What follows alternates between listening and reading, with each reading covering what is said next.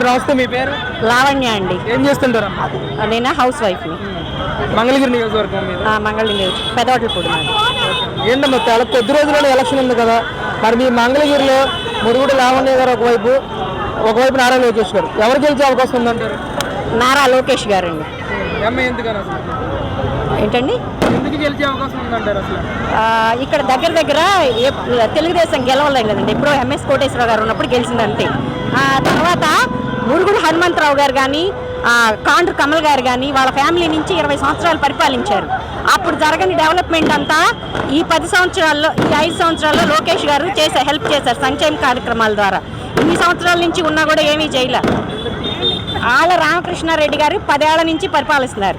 ఇక్కడ ఉన్నారు ఆయనే, ఈ ఎమ్మెల్యే ఆయన. ఫస్ట్ సదావర్తి భూముల దగ్గర మొదలు పెడితే ప్రతిదీ రాజధాని దగ్గర నుంచి మీకు ఎంత భూమి ఇస్తాను, ఇంకో 10 సెంట్లు ఎక్కువ ఇస్తాను, ఇంకో 15 సెంట్లు ఎక్కువ ఇస్తాను, 150 సెంట్లు ఎక్కువ ఇస్తాను అని అందరినీ మోసం చేశాడు. ఆ సదావర్తి భూముల్లో అట్లానే పోయింది. ఆ డబ్బులు నేను కొంటానన్నాడు, కొనలా. మరి ఇక్కడ రైతులు వీళ్ళంతా మరి ఏమి నమ్మి ఓటేశారు. మళ్ళీ రెండోసారి కూడా ఆయన్నే గెలిపించుకున్నారు. ఆయన నిలబెట్టుకోలేకపోయాడు. ఇప్పుడు బీసీ అంటున్నారు. ఇప్పుడున్న బీసీ అప్పుడు కూడా ఉన్నారు కదా, అప్పుడు వాళ్ళకి ఎందుకు ఇచ్చుకున్నారు, ఇప్పుడు వీళ్ళకి ఎందుకు ఇచ్చారు? అలాగే అభివృద్ధి సంక్షేమం రెండు ఉంటేనే జరుగుతుంది. ఇప్పుడు చేస్తున్న సంక్షేమం అంతా అప్పుడు జరిగింది. అప్పుడు అభివృద్ధి సంక్షేమం రెండు జరిగింది. ఇప్పుడు ఓన్లీ సంక్షేమంలో కూడా సగమే జరుగుతుంది. ఆయన చెప్పినవన్నీ వైకాపా వాళ్ళు చెప్పినవి ఏమీ జరగట్లా. ఆళ్ళ రామకృష్ణారెడ్డి అనే ఆయన్ని మళ్ళీ తర్వాత మా ఊర్లో చూడాలి. మేము ఏదైనా పని చేస్తా, ఒక అభివృద్ధి కార్యక్రమం చేస్తా. ఫస్ట్ ఆయన చెప్పాల్సింది రాజధాని, ఇక్కడ ఉన్న రాజధాని వాళ్ళకి అప్పుడు ఎన్ని సెంట్లు ఇస్తానన్నాడు, ఇప్పుడు ఎందుకు ఇవ్వట్లేదు? రాజధాని వెనక్కి వెళ్తే ఒక ఎమ్మెల్యేగా ఆయన ఏం చేశాడు? ఇంతమంది ఆడాలు రోడ్ల మీద పడి అక్కడ ఏడుస్తున్నారు. ఇన్ని నెలలు, ఇన్ని సంవత్సరాల నుంచి కూర్చొని వాళ్ళకి ఒక్కసారి వెళ్ళి పలకరించాడా? వాళ్ళకి ఏమన్నా మీకు ఇది ఇస్తాను, మీది చేస్తామని చెప్పారా? ఇవాళ వచ్చారు మురుగుడు లావణ్య అని చెప్తున్నారు. వాళ్ళ మదర్ ఇక్కడ ఎమ్మెల్యేగా ఆల్రెడీ పనిచేశారు. అక్కడ ఫ్లైఓవర్ కట్టారు. ఆ ఫ్లైఓవర్ ఎవరైనా ఫ్లైఓవర్ ఎప్పుడన్నా కడితే నేషనల్ హైవేస్కి కనెక్టివిటీ ఎలా కడతారండి? అది ఎలా కట్టారు? అది ఇప్పుడు గేదెలకు తప్పితే మాకు అసలు ఉపయోగపడాలి. మేము ఎప్పుడైనా బెంగళూరు కానీ ఎక్కడికి నుంచి వచ్చేటప్పుడు అదర్ స్టేట్స్ నుంచి ఆ ఫ్లైఓవర్ దాటి రావాలంటే మాకు నరకం కనపడుతుంది లగేజీలతో. అది ఎలా కట్టాలి? ప్రతిదీ వాళ్ళ స్వార్థం కోసం తప్పితే ఇప్పటి వరకు వేరే ఏమీ జరగలేదండి. లోకేష్ అని ఆయన నాన్ లోకలు, నేను లోకలు, నాకు వేయండి అని చెబుతుంది. నేను ఒక్క క్వశ్చన్ అడుగుతున్నాను. తాడేపల్లి ప్యాలెస్ లోకల్ అని చెబుతున్నారు కదా, ఇల్లు ఎంతమంది చూసారు చెప్పండి? ఈ కాన్స్టిట్యున్సీలో ఇప్పటి వరకు ఆళ్ళ రామకృష్ణారెడ్డి లోకల్ ఎమ్మెల్యేని కానీ జగన్మోహన్ రెడ్డిని కానీ ఎంతమంది చూసారు చెప్పండి? లోకేష్ ఎన్నిసార్లు ఒక్కొక్క ఓడిపోయినాక కూడా ఒక్కొక్క విలేజ్కి వచ్చి ఎన్ని తోపుడు బళ్ళు ఇచ్చాడు, ఎన్ని కార్యక్రమాలు చేశాడు, ఎన్ని చేశారు ఒకసారి కంపేర్ చేసుకోవాలండి అందరూ.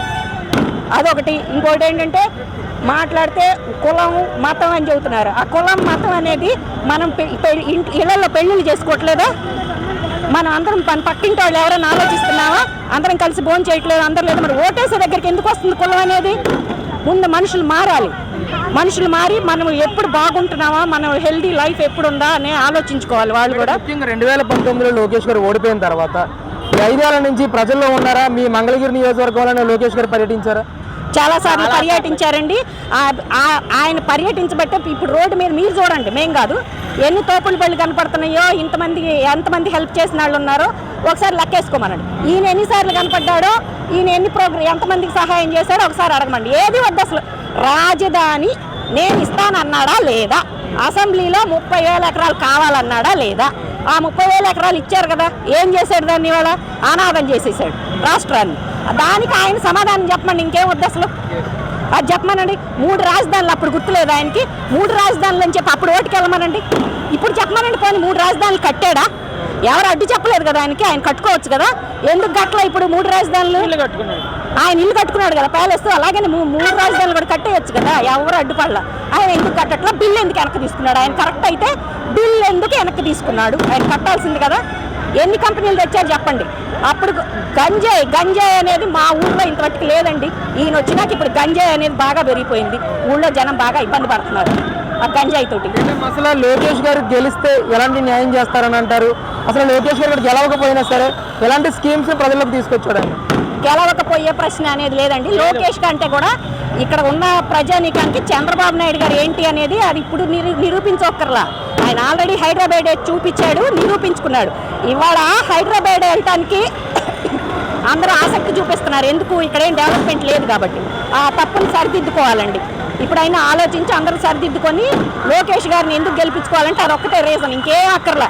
ఆళ్ళ రామకృష్ణారెడ్డి గారు రాజధాని మీద ఏం చెప్పాడు, రైతుల దగ్గరికి ఎందుకు వెళ్ళాలా? సరే రైతుల్లో వాళ్ళని మీకు కాదు, మీకు ఇది చేస్తాము రాజధాని పోటీ అని ఎందుకు చెప్పలేకపోయాడు ఆయన?